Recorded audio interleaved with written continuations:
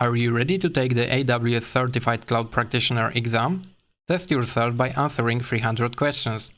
This course is in the form of practice tests and consists of questions that may appear during the AWS Certified Cloud Practitioner exam. Some questions are self-explanatory. When necessary, explanations are added to the questions. This course allows you to confirm your proficiency and give you the confidence you need to earn the AWS Certified Cloud Practitioner certification.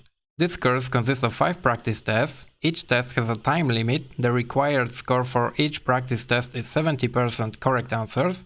In order to reflect the form of an exam as much as possible, the questions are single and multiple choice.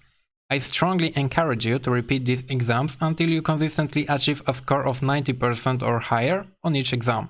Don't hesitate and take the challenge today. Thank you for your attention and good luck.